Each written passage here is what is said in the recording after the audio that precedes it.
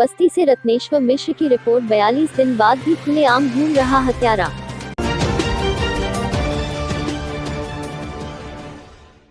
पिता की हत्या के बाद अब उनके बेटे न्याय के लिए पुलिस के आला अधिकारियों के दफ्तरों के चक्कर काटने को मजबूर हैं। जमीन के विवाद को लेकर बेटों के सामने ही पिता की हत्या कर दी गई और जब पुलिसिया कार्रवाई की बारी आई तो पुलिस ने आरोपियों में से कुछ को पकड़ा और मुख्य आरोपी बसपा नेता व जिला पंचायत सदस्य अवधेश यादव को गिरफ्तार करने से कतरा रही है। मृतक के परिजनों का आरोप है कि जब वह हत्यारों की गिरफ्तारी के लिए थानेदार के पास जाते हैं तो उनसे कहा जाता है कि संयोग था कि घटना हो गई, अब आप सब्र करिए, जबकि इस पूरे घटनाक्रम का मास्टरमाइंड पूर्व जिला पंचायत सदस्य और बसपा नेता अवधेश यादव है, जो खुलेआम आज भी घूम रहा है और मृतक के परिजनों को मुकदमा वापस लेने की धमकी दे रहा है। गौरतलब है कि इस मामले में पुलिस कर्मियों की संलिप्तता भी सामने आई है, जिसको लेकर पुलिस अधीक्षक ने 3 सिपाहियों को लाइन हाजिर कर दिया है और इस पूरे मामले की जाँच के लिए दूसरी टीम गठित कर दी गई है। ये था मामला लुम्बिनी दुद्धि मार्ग पर तलवारी थाना क्षेत्र स्थित सरयू नदी पर बने पुल के पास भूमि विवाद को लेकर हुए 9 अगस्त को खूनी संघर्ष में एक की मौत हो गई थी, जबकि आधा दर्जन लोग घायल हो गए।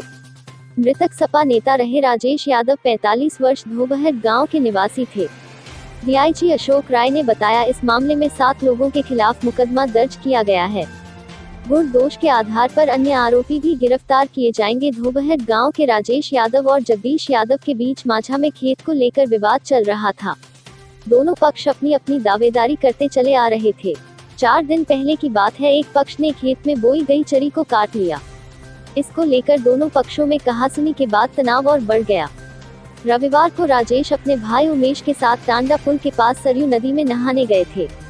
लौटते समय पुल के पास जगदीश के साथ 4-5 लोग मिल गए। दोनों पक्षों में कहासुनी शुरू हो गई, जो बढ़कर मारपीट में तब्दील हो गई, जिसमें राजेश गंभीर रूप से घायल हो गया। शोरगुल होने पर राजेश के बेटे अंबिका, भाई दिनेश व योगेंद्र भी मौके पर पहुंच गए। दोनों पक्षों में हुए खूनी संघर्ष में आधा दर्जन के घायल हो गए। सूचना पर पहुंची पुलिस ने खून से लथपथ राजेश को जिला अस्पताल भेज दिया, जहां चिकित्सक ने मृत घोषित कर दिया।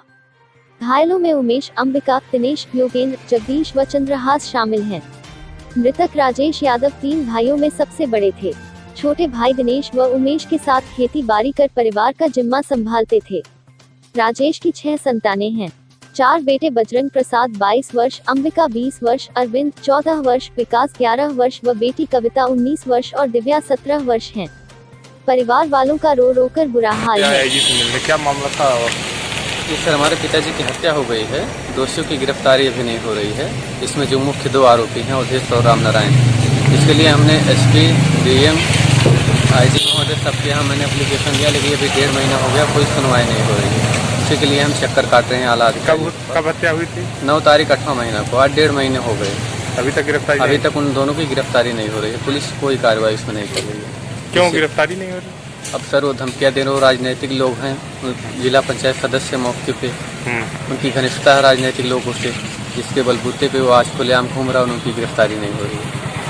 यहाँ पर अधिकारी से मिले? जी, हम अधिकारी से मिले, जब भी मिलते आश्वासन नहीं देते हैं गिरफ्तारी हो जाएगी, लेकिन कोई कार्रवाई सर करते नहीं है। हमें धमकियाँ हमेशा मिलती रहती हैं। ओके, आप आइए। क्या मामला था? आज आईजी से मिलने आए आप? सर, 9/8 को हत्या हो गई थी। अभी तक 2 लोग गिरफ्तार नहीं हो रहे हैं, अवधेश और रामनारायण, जिसकी गिरफ्तारी के लिए हम लोग बार बार दौड़ते आते हैं और आईजी डीआईजी सबके पास गए। क्या हुआ था? हत्या हुई थी। क्यों हुई थी? क्या कारण था हत्या?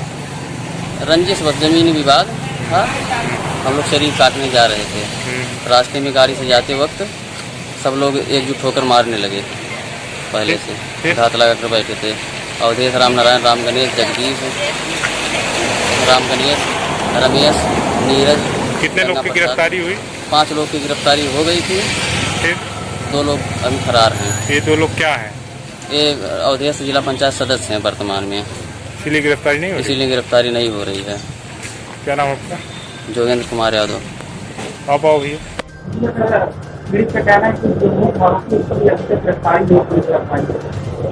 तलवारी थाना क्षेत्र में लगभग 1.5 माह पहले हत्या की घटना हुई थी। उसमें कुल 7 अभियुक्त थे, जिनमें से 5 अभियुक्तों की पुलिस ने तत्परतापूर्वक गिरफ्तारी किया है और 2 अभियुक्त जो उसके शेष रह गए हैं, उनके बारे में भी मैंने ये निर्देश दिया है कि वो गुण दोष के आधार पर उन 2 अभियुक्तों की भी शीघ्र गिरफ्तारी की कार्रवाई की जाए।